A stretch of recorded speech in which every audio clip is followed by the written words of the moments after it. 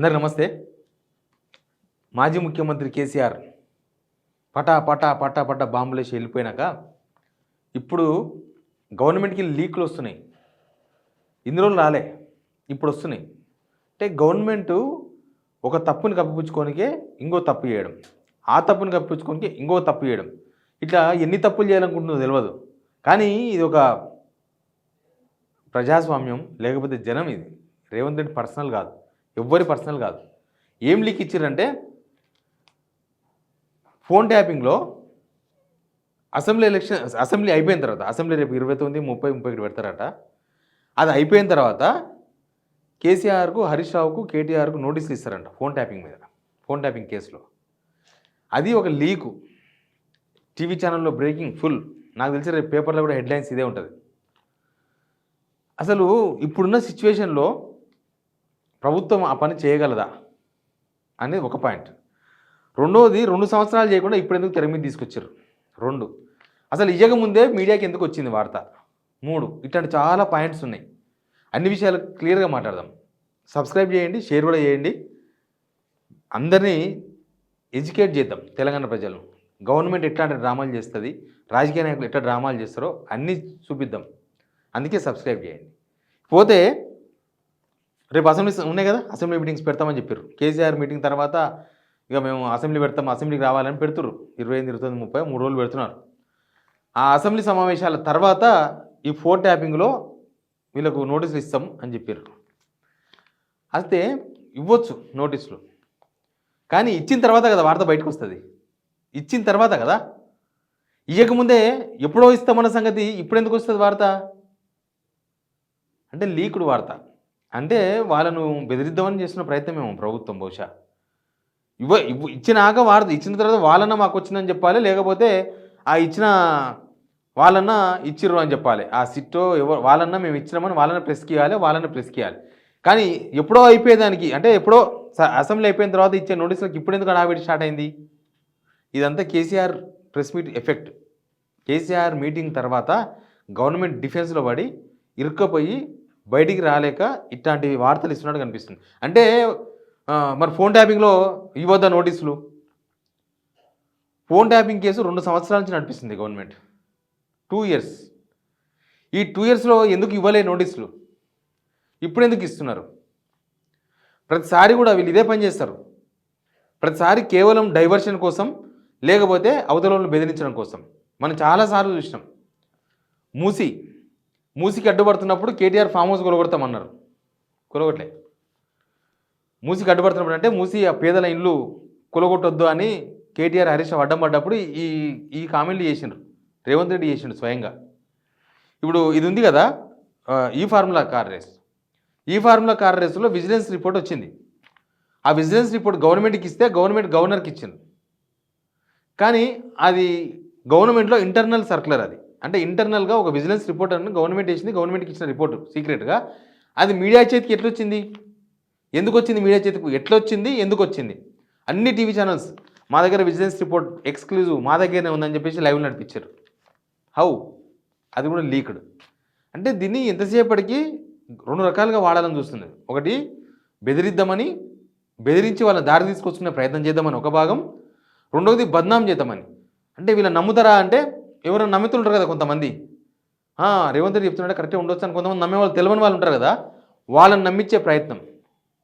వాళ్ళు నమ్మితే కొంత డైవర్షన్ చేయొచ్చు. కేసీఆర్ దెబ్బ కొట్టి పోయిండు, ఆ దెబ్బ నుంచి ఇది ఎర్రగా అయిపోయింది. కేసీఆర్ కొట్టిన దెబ్బకు 5 ఏళ్ళు పడ్డాయి. ఎవరికి? గవర్నమెంట్కి. ఎర్రగా అయిపోయింది. అది పోతలేదు. అది పోవాలంటే గవర్నమెంట్ సరైన పనులు చేయాలి, కానీ ఈ పనులు చేస్తున్నది. ఇప్పుడు ఉన్న సిచ్యువేషన్లో వాళ్ళకి నోటీసులు ఇచ్చి పిలిస్తే వీళ్ళే ఎక్కువ బంధం అవుతారు. అంటే వీళ్ళు పరిపాలన ఫెయిల్యూర్ అయింది కాబట్టి డైవర్ట్ చేయడానికే చేస్తున్నారని, లేకపోతే ఆంధ్రప్రదేశ్కు తెలంగాణ హక్కులు మొత్తం కట్టబెట్టేందుకు చేస్తున్న ప్రయత్నం తెలిసిపోయింది బయటికి కాబట్టి ఈ పని చేస్తున్నారని అపఖ్యాతి మూట కట్టుకోవడమే తప్ప చేసేది ఏముండదు. ఎందుకంటే నేను అంతగానం ఎందుకు చెప్తున్నానంటే, ఇప్పుడు ఆయన కూడా ముఖ్యమంత్రి, రేవంత్ రెడ్డి గారు కూడా ముఖ్యమంత్రి.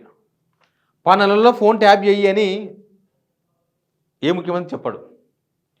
అసలు ఫోన్ ట్యాప్ అనేది ఇంటెలిజెన్స్లో ఒక డ్యూటీ. ఫోన్ ట్యాప్ అనేది నేరం కాదు, ఫోన్ ట్యాప్ చేయాల్సిందే. చేస్తేనే కదా వాళ్ళకి విషయాలు తెలిసేది. లేకపోతే ఎవరో హైదరాబాద్కి వచ్చిన ఒక ఉగ్రవాది వచ్చి ఇంటెలిజెన్స్ ఆఫీస్ ముందు నేను బాంబులు వేయబోతున్నా పట్టుకొని సవాల్ విసురుతాడా? లేకపోతే ఒక గవర్నమెంట్‌ని కూల్చే కుట్ర చేసి ఒక ఆయన నేను గవర్నమెంట్‌ని కూలుస్తా పట్టుకోండి అని ఐబొమ్మ రవిలాగా సవాల్ విసురుతారా? ఐబొమ్మ రవి ఇట్లా పట్టుకొని చూద్దామని అటు విసురుతారా? అప్పుడు గవర్నమెంట్ కూల్చే ప్రయత్నాలు జరిగినాయి కదా. కేసీఆర్ గవర్నమెంట్ ఎమ్మెల్యేలు కొని రేవంత్ రెడ్డి పోయి అట్లేగా రెడ్డి హ్యాండెడ్‌గా దొరికిండు. అట్లాంటివన్నీ కూడా ఎట్లా తెలుస్తాయి అంటే ఇంటెలిజెన్స్ వాళ్ళు రకరకాల అనుమానితుల ఫోన్లు వాళ్ళు పొలిటీషియన్స్ కావచ్చు, జర్నలిస్ట్‌గా నా ఫోన్ కూడా ట్యాప్ చేయొచ్చు. అది వాళ్ళ డ్యూటీ, వాళ్ళ హక్కు. అది భద్రత కోసం చేసే పని. అంతేగాని నా ఫోన్ ట్యాప్ చేస్తామని చెప్పనీకే లేదు. వాళ్ళు ట్యాప్ చేయడం వాళ్ళ డ్యూటీ. ఇప్పుడు రేవంత్ రెడ్డి ఫోన్ ట్యాప్ చేయమని చెప్తాడా? చెప్పరు. అసలు ముఖ్యమంత్రిని కలిసే ఆఫీసర్లు ఎవరు? పైన ఉన్న టాప్ మోస్ట్ ఆఫీసర్లు కలుస్తారు. ఏ ఐజీలో కలుస్తారు. కలిసినప్పుడు రాతపూర్వకంగా రాసిస్తారా నువ్వు పలానా ట్యాప్ చేయని? ముఖ్యమంత్రికి ఇన్ఫర్మేషన్ కావాలి. ఆ ఇన్ఫర్మేషన్ ఇంటెలిజెన్స్ వాళ్ళ బాధ్యత అది. వాళ్ళు ఎట్లా చేస్తారు, ఎట్లా తెలుసుకుంటారు? ఇంటికాడ పోయి అడగొస్తారా? ఫోన్లు ట్యాప్ చేస్తే తెలుసుకుంటారా? ఇప్పుడు చాలా కేసులలో పోలీసులు లొకేషన్ ద్వారా తెలుసుకుంటారు. ఎట్లా తెలుసుకుంటారు? లొకేషన్ సిఐ ద్వారా లొకేషన్ తెలుసుకునే అవకాశం ఉంటుంది. పై ఆఫీసర్ పర్మిషన్ తీసుకుంటాడు, తెలుసుకుంటాడు. అది నేరమేం కాదు. ఫోన్ ట్యాపింగ్ కూడా అంతే. ఇక్కడ ముఖ్యమంత్రి ఇప్పుడు అందరినీ కొంతమంది డిఎస్పీ ప్రణీత్ వీళ్ళందరినీ కొన్ని రోజులు జైల్లో పెట్టిండ్రు. ఇప్పుడు ప్రభాకర్ రావు గారు వచ్చిండ్రు. ఆయనను ఆల్రెడీ ఇంట్రాగేషన్ చేసిండ్రు. ఆయన ఏం చెప్తలేడు, నాకు తెలియదు అంటుండు. ఏదైనా కూడా మెయిన్ నా పైన ఉన్న బాస్ చెప్తేనే నేను చేసిన అని చెప్తున్నాడు అనేదే కదా వాళ్ళు చెప్పింది. పేపర్లో వచ్చిన వార్త అవి కూడా లీక్ కూడా అన్నీ. ఆ వార్త కూడా బయటకు వచ్చింది కదా. అంటే ఫోన్ ట్యాపింగ్ అనేది కింది స్థాయిలో ఉన్న వాళ్ళు చేస్తారేమో, కానీ అది పైన ఉన్న వాళ్ళకి సంబంధం ఉండదు. ముఖ్యమంత్రి ఎన్నిసార్లు చెప్పలేదు? కేసీఆర్ ముఖ్యమంత్రి అయిపోయిన తర్వాత కూడా చెప్పిండు కదా, మాకింతగా ఎవరెక్కడ ఇన్ఫర్మేషన్ పట్టుకొస్తారో మాకు సంబంధం లేదా, అది మాకు కావాల్సిన ఇన్ఫర్మేషన్ ఇంటెలిజెన్స్ వాళ్ళు ఎట్లా తాన్లాడి తీసుకొస్తారనేది మాకు తెలియదు. మేము చెప్పాం ఫలానాలో ఫోన్ ట్యాప్ చేయని మేము చెప్పాం అని ఆయన చెప్పిండు. నేను కొంతమంది ఇంటెలిజెన్స్ ఆఫీసర్లతో కూడా మాట్లాడతా, రెగ్యులర్గా రిటైర్ అయిన వాళ్ళతో కూడా మాట్లాడతా, పోలీస్ ఆఫీసర్లతో. వాళ్ళు చెప్పింది కూడా అదే. ముఖ్యమంత్రి ఈయన ఫోన్ ట్యాప్ చేయని చెప్పాడు, అంత చిల్లరగా ఉండదు, జరుగుతుంది అంతే ప్రాసెస్. కానీ ఇప్పుడు తీసుకొచ్చిన అనమాట. ఇప్పుడు పేపర్లో లీకులు వేయించుకోవడానికి, తర్వాత టీవీ ఛానల్లో పొద్దంతా నడపనీకే, దానికి మాత్రమే పనికొస్తుంది. సీఎం అనేది ఒక పొలిటికల్ పోస్ట్ అబ్బా. సీఎం అనేది ఆయన పొలిటీషియనే కదా. సీఎం అనేది మాత్రాన ఆయన ఏమి ఆఫీసర్ కాదు కదా. ఆయన అంతకుముందు ఏమైనా ఇంటెలిజెన్స్లో పనిచేసిన ఆఫీసర్ ఉంటారా, లేకపోతే పోలీస్ ఆఫీసర్గా పనిచేసిన వాళ్ళు ఏమన్నా ఎవరైనా సరే అది పోలీసు వాళ్ళకు ఉంటుంది. ఎట్లా ఒక మనిషిని ఎట్లా ట్రాప్ చేయాలి, ఒక మనిషి సమాచారం ఎట్లా సేకరించాలి, ప్రభుత్వానికి ఇచ్చే సమాచారం అక్యురేట్ సమాచారం ఇవ్వాలి. వాళ్ళు ఏదో పేరు కోసం ఆయన డ్యూటీ కోసం ఆయన ఏదో ఒకటి ఇస్తే కుంపలు కూలిపోతాయి, రాష్ట్రాలు కూలిపోతాయి, దేశాలు కూలిపోతాయి. అది కంపల్సరీ చేయాల్సిందే. వాళ్ళు ఎట్లా తీసుకుంటారు అనేది వాళ్ళకున్న సోర్సెస్, వాళ్ళకున్న అధికారాలు, దాన్ని బట్టి చేస్తారు.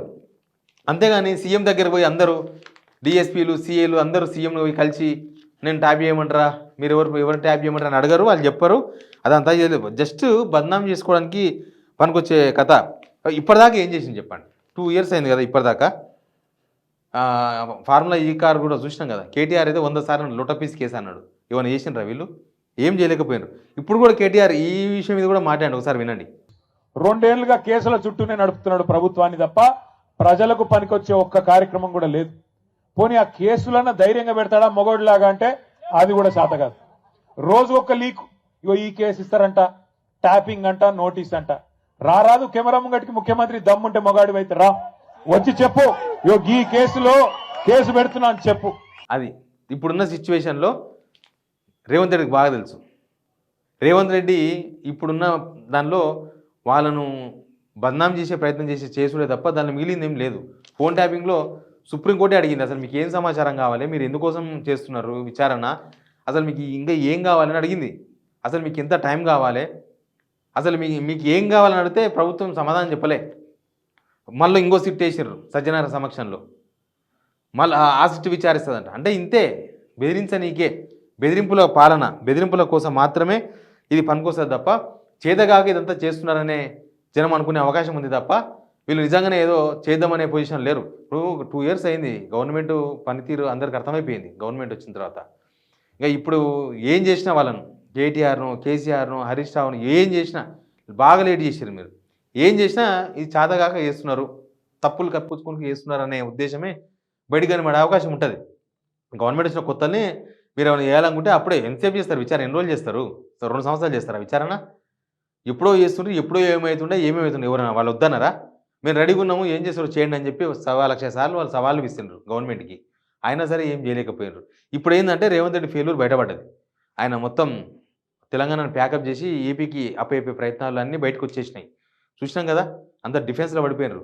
300 కోట్లో, 1000 కోట్లు అంటున్నారు. అది మొత్తం ఫిగర్ తెలుస్తది. గ్లోబల్ సమ్మిట్ పెడితే ఆ కంపెనీల లిస్టే వీకేసిర్రు మొత్తం. ఆన్‌లైన్‌లో వెబ్‌సైట్‌ల నుంచి తీసేసిండ్రు గవర్నమెంట్. ఇక వీళ్ళ దొంగతనాలన్నీ బయటకొస్తున్నాయి. ఇప్పుడు స్టార్ట్ అయినాయి. కోర్టు చెప్పింది. హైకోర్టు. హరీష్ రావు ఆర్టీఐస్ తీసుకున్నాడు. 19,000 జీవోలుంటే 3,000 జీవోలు ఉన్నాయంట వెబ్‌సైట్‌ల. 16,000 జీవోలు దాచిపెట్టింది. అర్జెంట్‌గా ఆ జీవోలన్నీ పబ్లిక్‌లో పెట్టాలని చెప్పింది. పబ్లిక్ డొమైన్‌ల. ఎందుకు పెడతది గవర్నమెంట్ సీక్రెట్ జీవోలు ఎందుకు గవర్నమెంట్‌కు? ఇట్లాంటివన్నీ బయటకొస్తున్నాయి. దొంగతనాలు బయటకొస్తున్నాయి కాబట్టి ఇప్పుడు ఇది చేస్తున్నారనేదే సింప్టమే జనాలకు కనిపిస్తుంది తప్ప దీనిలో ఏముంది? ఎందుకోసం చేస్తున్నారు? అసలు జనాలకు సంబంధం లేదు. జనాలకు ఫోన్ ట్యాపింగ్‌తో ఏమాత్రం సంబంధం లేదు. జనాలకేంటి నష్టం? మీరు ఏ తప్పు చేయనప్పుడు మీకెందుకు ఫోన్ ట్యాపింగ్ చేస్తారని సుప్రీంకోర్టే అడిగింది. ఏం చెప్పలేకపోయినారు. ఇప్పుడు ఈ కొత్త విషయం తెర మీద తీసుకొచ్చారు. ఎందుకు అనంటే ఇది ఎప్పుడో ఇచ్చే నోటీసులకు ఇప్పుడే ఇయ్యాలని లీక్ ఇస్తారా? అంటే అర్జెంట్‌గా డైవర్ట్ చేయాలి. కానీ కేసీఆర్ మాటలు తెలంగాణ ప్రజల మనసుల్లో నాటుకున్నాయి. మీరు ఎన్ని కథలు పడ్డా, మీరు ఎన్ని ఇట్లాంటి స్టోరీలు చేసినా అవి మీరు ఫెయిల్యూర్స్ మాత్రం ఎస్టాబ్లిష్ అయినాయి. దాన్ని ఎట్లా మీరు పోగొట్టుకుంటారు? ఎంత నిజాయితీగా బయటపడేందుకు ఎట్లా స్పందిస్తారనేది మనం చూడాల్సి ఉంది ఇప్పుడు. Please subscribe.